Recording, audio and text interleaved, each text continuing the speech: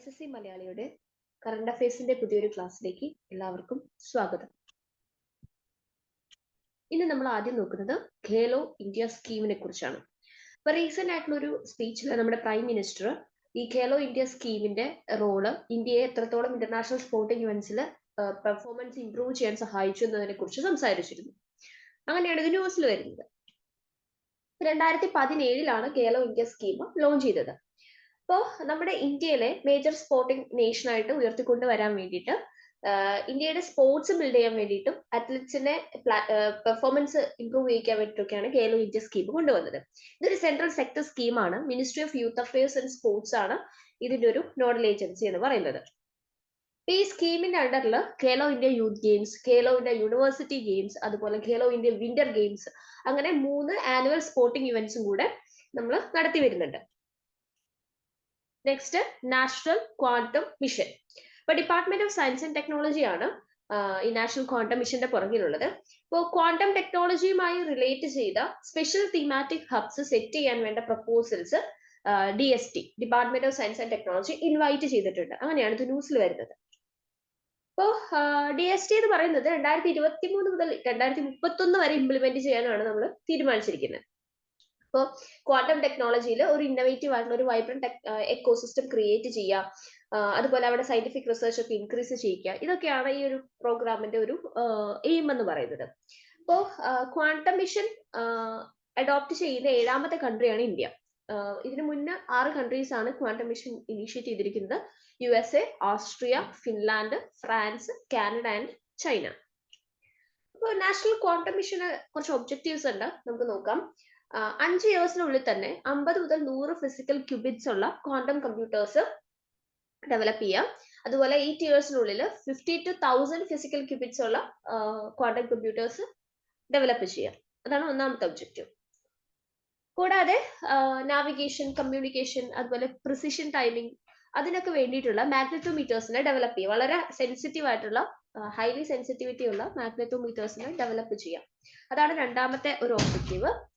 മൂന്നാമത്തെ objective quantum ഡിവൈസസിന്റെ fabrication വേണ്ട materials, അതുപോലെ സൂപ്പർ കണ്ടക്ടേഴ്സ്, ക്വാണ്ടം മെറ്റീരിയൽസ് ആയിട്ടുള്ള സൂപ്പർ കണ്ടക്ടേഴ്സിനെ ഒക്കെ ഡിസൈൻ ചെയ്യുക, സിന്തസൈസ് ചെയ്യുക. ഇത്രയാണ് ഇതിന്റെ ഒബ്ജക്റ്റീവ്സ് എന്ന് പറയുന്നത്.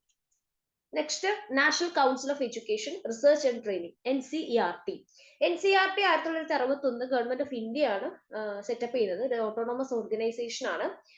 സ്റ്റേറ്റ് അതുപോലെ സെൻട്രൽ ഗവൺമെന്റ്സിന് സ്കൂൾ എഡ്യൂക്കേഷന്റെ ക്വാളിറ്റി ഇംപ്രൂവ് ചെയ്യാൻ വേണ്ട പ്രോഗ്രാംസ്, പോളിസീസ് ഒക്കെ ഇംപ്ലിമെന്റ് ചെയ്യുക, അതുപോലെ അതിന് അഡ്വൈസും അസിസ്റ്റൻസ് ഒക്കെ കൊടുക്കുക എന്നുള്ളതാണ് ഇവരുടെ ഒരു ലക്ഷ്യം.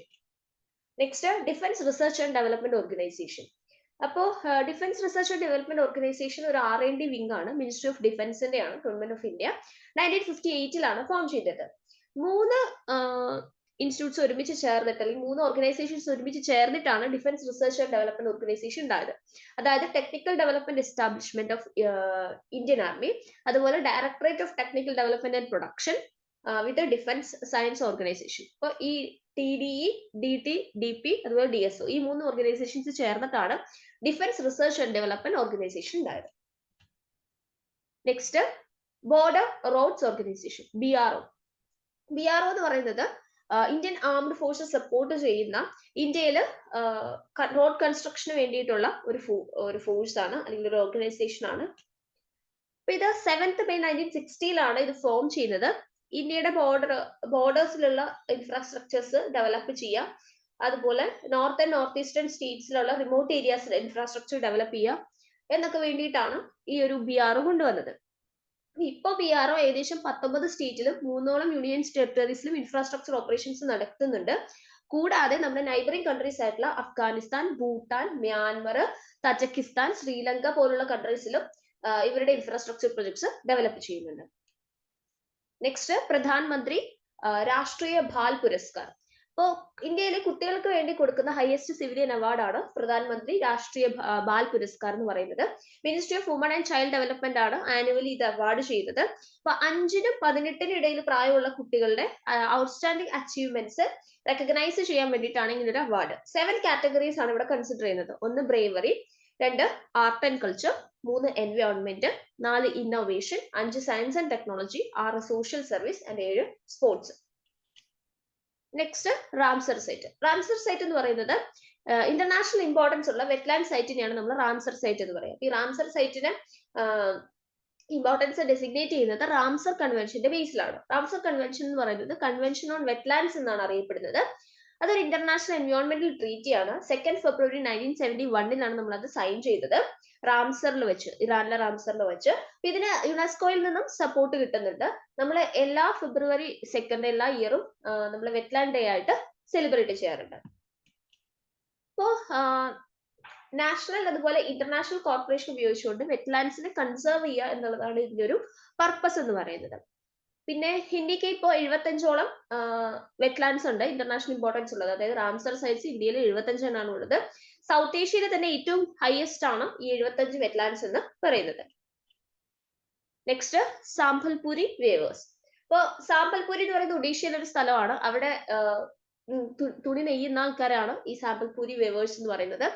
അവര് മിത്തോളജിക്കൽ തീംസ് വെച്ചിട്ടാണ് സാരി ക്രിയേറ്റ് ചെയ്യുന്നത്. കുറെ വർഷമായിട്ട് അവരത് ചെയ്യുന്നുണ്ട്. പക്ഷെ അവർക്ക് അത്ര ഇമ്പോർട്ടൻസ് ഒന്നും കിട്ടിയിരുന്നില്ല.